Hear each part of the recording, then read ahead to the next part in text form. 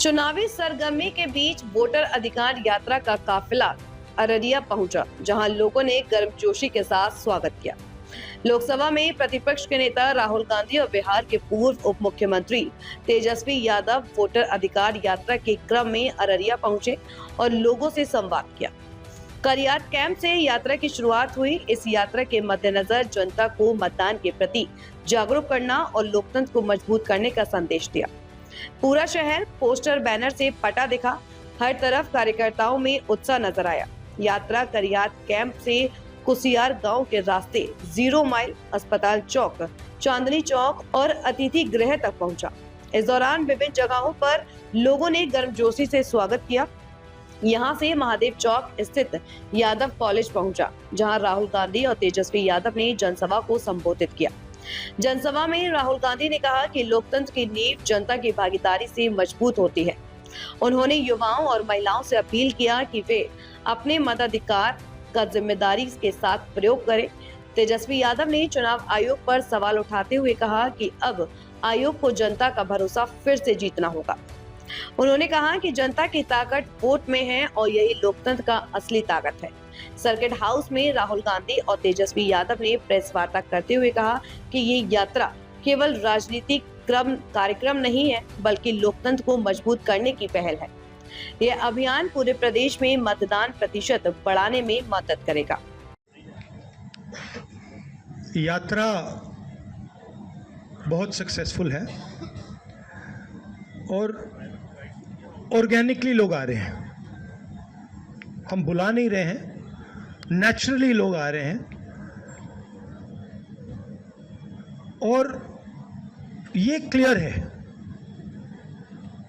कि जो बात हमने कही थी, वोट चोरी की जो बात कही थी, वो बिहार के करोड़ों लोग, लाखों नहीं, करोड़ों लोग उस बात को मानते हैं, एक्सेप्ट करते हैं। इसलिए आपको यह रिस्पॉन्स दिख रहा है।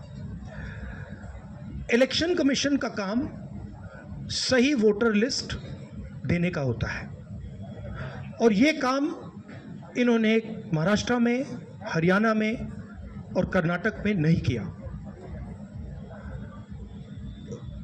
हमारा पूरा का पूरा प्रेशर इलेक्शन कमीशन का जो बिहेवियर है उसको बदलने के लिए है और हम छोड़ेंगे नहीं। जैसे मैंने कहा है, बिहार में हम आपको इलेक्शन चोरी नहीं होने देंगे। आप कुछ भी कर लो, आपने महाराष्ट्र का चोरी किया, आपने हरियाणा का किया, कर्नाटक में हमने साफ दिखाया कि वोट चोरी हुआ है, यहां हम नहीं करने देंगे। थैंक यू, धन्यवाद। हम लोगों ने जो देखा 8 दिनों में बहुत बेहतर तरीके का तालमेल दिख रहा है। तेजस्वी की पार्टी के लोग आपकी पार्टी का झंडा लिए हुए हैं, वो राहुल गांधी जिंदाबाद तेजस्वी, ये ऐसा पहले नहीं दिखा था। तो एक तरीके से, और तेजस्वी यादव ये कह चुके हैं कि अगर अगली सरकार बनेगी देश में तो राहुल गांधी पीएम बनेंगे। संविधान बचाने के लिए, लोकतंत्र बचाने के लिए इन सबों को भरोसा है कि आप उस पर काम करेंगे। तो बिहार को लेकर अभी तक आपकी पार्टी से साफ क्यों नहीं किया जा रहा कि तेजस्वी यादव सीएम बनेंगे बिहार में? बहुत अच्छे तरीके से एक पार्टनरशिप बनी है।